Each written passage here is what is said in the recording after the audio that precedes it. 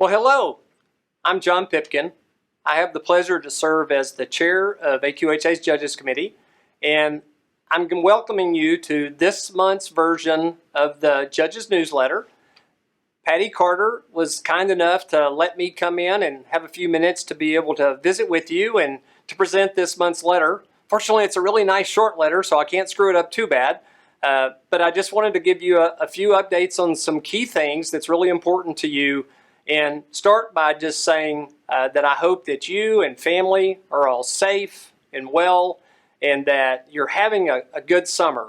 It's an exciting time around the world, no question about it. It's a time unlike any of us have ever experienced. And yet, the horse show industry is striving its best to continue to thrive and to resurface and to do everything possible to get exhibitors back into the arenas, which means that we as judges have to be there and do our part of that judging and helping those horse shows happen. And we're going to be critically important in making sure that those happen. And so that means that there's going to be some extra responsibility that each of us are going to be responsible for taking care of and being sure that we help our show management and our shows function at their very best. Your Judges Committee and the Judges Department are always really busy. Sometimes you don't know the things that they're doing, but I promise you they're always busy and they have a lot of things going on. The Judges Department team is a fantastic team. Obviously, it's led by Patty Carter, and she works closely with Justin Billings. And then she's put together a great team of Terry Lovelady and Sydney Reynolds. And collectively, that group has put together some fantastic materials. They are continually working at providing updates and updating the materials that are going on to AQHU, and providing you with the most current, best training materials that you could possibly have access to. And so that allows us and makes it relatively easy for us to be able to stay prepared, to stay current, to get ourselves ready so that when we go to judge a show, then we are prepared and we're ready the moment we step into a pen, and that we can serve our exhibitors and we can serve show management and the owners of our horses to the best that we possibly can. The Judges Department has also been really busy in getting materials ready and taking all the necessary steps to get our championship and world shows prepared to be able to happen this year. Obviously, there's been lots and lots of delays and postponements and cancellations and reschedules, and the Judges Department continually works at trying to do everything they possibly can to be ready so that when we open those arena gates that we're going to be ready to go. And so getting ready for the Youth World Show, they're in the final throes of making that happen, and we are all very hopeful and expectant that that in fact is going to happen. So the Judges Department and the Judges Committee has also been really busy at another important task, and that is the judges' applicants exams and those procedures. So as you know, there is tremendous effort that goes into gaining certification and obtaining those certifications, and that it is a very rigorous process for our judges. And the Judges Committee is very serious about that, and they work very closely with the Judges Department in putting those materials together and providing that testing material and then reviewing those judges' applicants' information and what their performance is on those particular tests. This was the first year to test online for our international applicants, and they did a fantastic job. And then each of these specialty judges that you see here on this particular slide, and you see their different names and their specialization that are represented there, they have varying and unique qualifications, and their screening and their testing varies depending upon those specializations. Once they've completed all their testing materials and applications, those materials are sent to the Judges Committee. The Judges Committee reviews and makes recommendations that are sent then to the Executive Committee. And then the Executive Committee reviews that material, and then they make their final decision, which is then conveyed back to those applicants. And we just want to congratulate each of our new judges and welcome them to the Judges team family. So here's a neat little picture that was taken recently at a horse show, and we wanted to ask the question here of what's right with this picture. There's a lot of good things that are right with this picture. First of all, it's a nice outdoor but covered kind of an arena, so it's easier perhaps to be compliant from a COVID standpoint. And there's good, reasonable spacing between the judges, and probably also reasonable spacing between the judges and their ring stewards. Depending upon the particular show and the particular state or region that you'd be operating in, would potentially vary as to what the mask requirements would be. And so that might look different depending upon where you're at and when this picture would be taken. But if you also notice, all the judges are very professional in their attire and their appearance, and really just their presentation. The judges are relaxed, they look comfortable, yet you can tell they're clearly being attentive and focused on what it looks like would be where exhibitors would be, and that they're looking like they are communicating appropriately with their ring steward and not over visiting or having conversations that would distract them in any way from noticing and focusing on their exhibitor. So good job by this particular set of judges and ring stewards, and those are really good examples that all of us really want to make sure that we follow, because we want our exhibitors to know that they are first in priority and that they have our complete attention, and we're there to serve them and give them our best professional performance. COVID-19. Wow, I know that most of us are probably sick and tired of hearing about that, but it's not going to go away. And we're going to have to deal with the realities of whatever is asked of us to ensure that our shows can go on. And again, that might vary a little bit depending upon the particular state or region and the time of year or what's going to be upcoming, because it literally can change on a daily basis on what the rules and the guidelines are. And we just need to be sure that we continue to respect whatever the show management requests are and be in compliance whatever initiatives they have to take and whatever state or local mandates are required. We want our shows to happen, and so we need to do whatever it is that we must do to be sure that we're in compliance with whatever those requests may be. Be sure that as you go to travel, that you pack as best you can mask. You need to be mindful of the kind of size of hand sanitizer that you might be carrying, obviously if you're traveling by air, but be sure and take what supplies that you possibly can, especially be sure and take your own mask. Don't expect for the show and the show management to be providing your mask. Bring your own mask. And then make sure you're staying safe. Please be sure that you're mindful of your own health, that you're taking care of yourself, that you're following the recommended guidelines of wearing masks when you need to be wearing masks, that you're trying to stay away from people that could potentially infect you, that we're all washing our hands, maybe singing the ABCs or some kind of a song so that we're washing our hands perhaps for a longer time, and that we're very mindful of the environments that we're in, and again, mainly that we're just being respectful to follow whatever guidelines and rules we're asked to follow, really regardless of what our own personal feelings and thoughts are. As the Youth World Show is coming to us and is quickly going to be commencing, be aware that AQHA is going to strictly enforce the guidelines that are going to be required for the facility there in Oklahoma City, in that all staff, all judges, all ring crew, ring stewards, show stewards, and other officials are going to be in compliance with wearing masks. Their health is going to be monitored daily, temperatures will be checked. All these kinds of guidelines are going to be strictly enforced. So you can feel very comfortable that we're going to do every part that we can to ensure that our shows happen and go on. Next, we listen to you. I want to make sure that you know that. And when I say we, that includes both the Judges Committee as well as the Judges Department. And we respond to your feedback.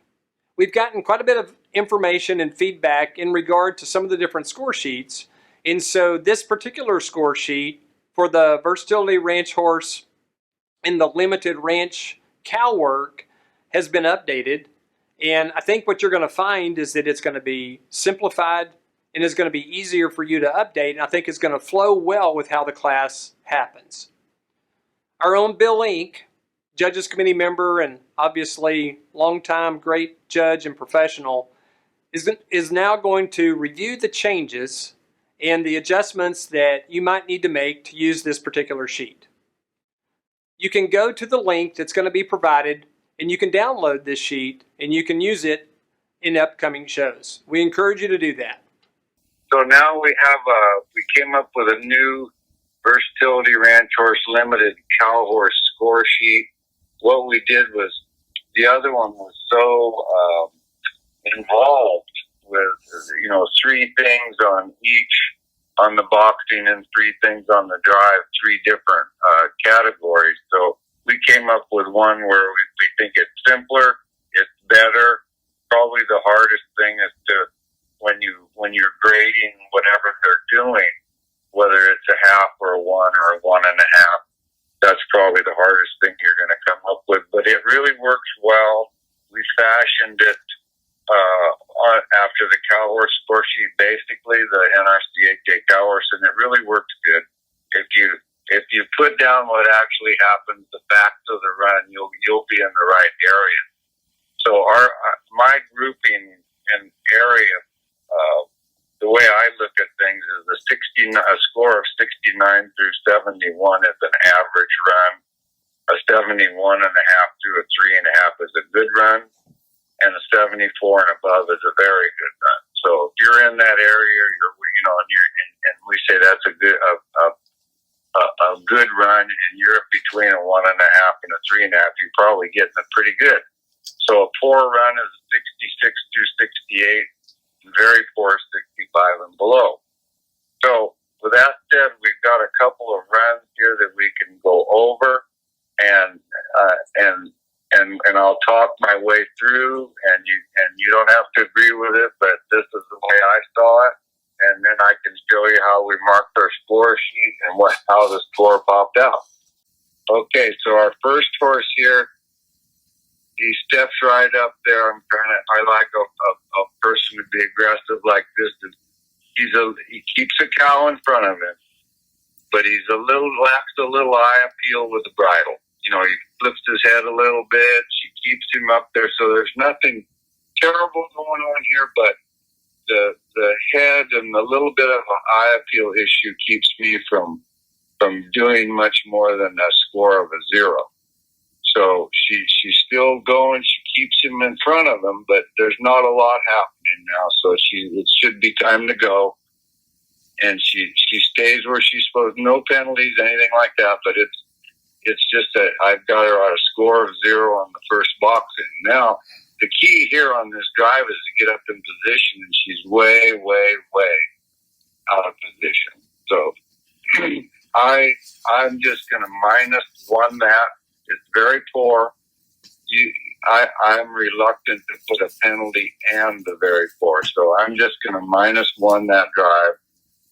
Now she's back down to boxing again.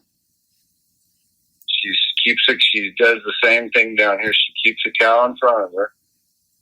This one here, she's stepping by a little late there. Nothing terrible, but it's just all adds up.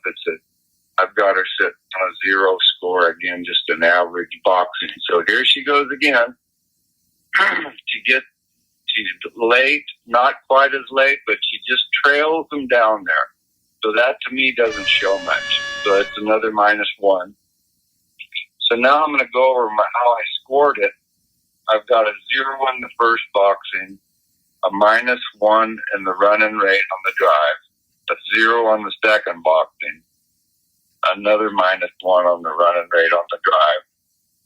The whole position and control, I think in general, the whole run from start to finish was kind of poor. Especially the drive kind of gave me that a little bit of a poor feeling on that. So I'm a -1/2 the position and control on the whole run. Degree of difficulty was a 0. The eye appeal, I'm gonna have to think that was poor just because it was a little rude in the bridle, -1/2. And courage was a 0. So my score ends up being, with no penalties, 67. Okay, this is horse number 2. And, I immediately am attracted to this horse. He's a nice kind of a horse. I hope he's works as good as he looks, but I like the look of him. I like this guy lets the cow out here. And he's a little bit far back, but maybe he knows more than we do. This cow's got a little juice. He's got a little run to him. But he's right where he's supposed to be the whole time. Drops his front end a little bit there, but he's basically in good working position most of the time here. And I like this because he doesn't get late and then catch up. He's caught up the whole time. I'm going to +1 that boxing. So here he takes off. He's just a tad behind, but when he picks up on him, he drops his rear end in the ground. So I'm going to +1/2 that drive. That was pretty good. I'd like him to have been a little bit farther up, but he wasn't. This one here is not quite as good as the first end. He's kind of rolling around there. Gets a little late here and isn't in a hurry. Doesn't catch back up. He's not quite as determined to be up where he's supposed to be. So second boxing to me is just a 0. So here he stepped up there again, and he's in the late. He's just a tad late there, and it kind of shows when that cow moves into his horse, and his horse isn't up far enough to keep him on the fence. It isn't enough for me to be poor, but it's a 0. So I like the horse. I like some things he did. He was really good with the bridle. Every time he picked him up, he did something well. He stopped well. He never opened his mouth and things like that. So my scoring on this one is the first boxing was a +1. The first running rate was a +1/2. I thought it was good. The second boxing was just average. It just it went a little flat there, and he got a little late. Didn't want to jump up there where you're supposed to be. The second drive was a 0. Like I said, when he moved out to him, you could tell he was just a half a stride behind him. There's a 0. His position and control on that whole run, I thought, was a little better than average. So I'm going to +1/2 that. The degree of difficulty, he had a little juice to him. He had some run. I'm going to give him some credit there, +1/2. And his eye appeal is definitely a +1/2 with me. Courage is a 0. I end up on that run as a 73. I like that horse. I thought that was a good spot. I thought that was a good run, and that fit in my grouping. Thank you, Bill. That was a great job in reviewing that score sheet. We appreciate your insight and your expertise. Now we're going to have a little bit of fun. Every year, there's new testing materials that are put together for judges' applicants test, and we came across some clips that on a variety of different runs from a variety of different classes that we thought were going to be really good for us as judges to practice our wares with, see what our skills are, and see how well we can identify the potential penalties that are in these particular clips. So I think that you're going to enjoy, as you go through each of these clips, you'll have a chance to review them, and you'll have a chance to choose what the potential penalties were, and then you'll be shown what the penalties are afterwards in a review of that clip. So here's a good chance for us to practice and hone our skills. There's resources like this that are available on AQHU, and we just always encourage all of us to make sure that before we go to a horse show, we've taken the time to review our rules, to make sure that we're current with the rules and standards for the particular classes we're going to be judging at that specific show, and then we take a little bit of time to watch some video. And there are some fantastic resources that are available there on the website.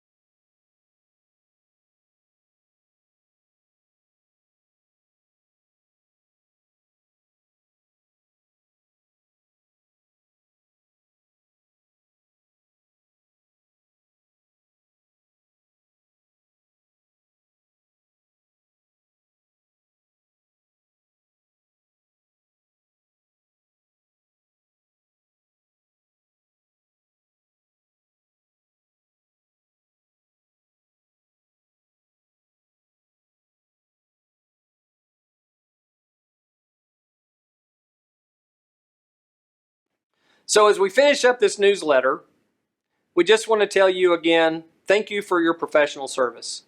Without you, the professionals that are really the front line of serving our exhibitors and being sure that our horse shows are actually commencing, horse shows couldn't happen. It's an honor for me and my dear wife Kenda to be associates with you and colleagues to call ourselves a judges family. And the Judges Committee is continually working to try to do what they can to help you do the best job possible to serve our exhibitors and our owners and to proudly represent AQHA. We're always especially grateful for the tremendous job that the staff does in providing assistance and service and continually helping us have materials to be prepared and to make sure that our shows are going as best as they possibly can. So with that, we're going to wish everyone great safety and a fantastically successful summer, and we look forward to seeing you at upcoming shows.